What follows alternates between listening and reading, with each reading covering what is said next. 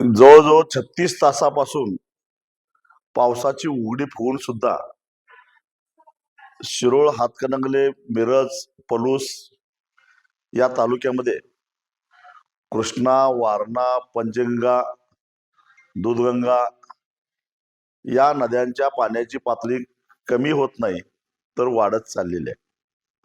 आणि याचं मुख्य कारण पाण्याच्या प्रवाहाला निर्माण झालेले अडथळे आणि त्यामुळेच पाऊस थांबून सुद्धा पूर ओसरत नाही हे खरं कारण आहे.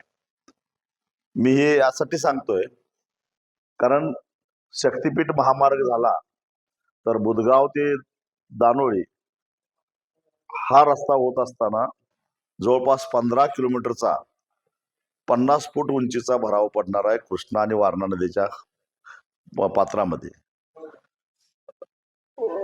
माणगाव ते पट्टणकडोली हा पूल होत असताना जवळजवळ 8 किलोमीटरचा भराव पंचगंगेच्या पात्रामध्ये पडणार आहे. त्याचबरोबर नरसिंहवाडीला जोडणाऱ्या जे काही पोट रस्ता आहे, पोट शाखा आहे, त्याला 7 किलोमीटरचा भराव पडणार आहे.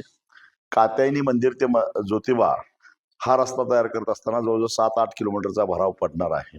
आणि हे भराव हे महापुरास कारणीभूत ठरणार आहेत आणि म्हणून शक्तीपीठ महामार्गाला आम्ही विरोध करतोय.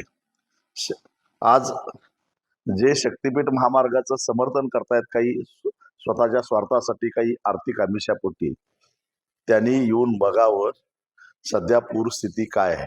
2च दिवस पाऊस पडला आणि जवळपास 20 ते 22% जमीन शिरोळ, हातकणंगले, मिरज, वाळवा आणि पलूस तालुक्यातली पाण्याखाली गेलेली आहे. अजून किती शेतकऱ्यांचं वाटोळं करणार आहात हा खरा प्रश्न आहे.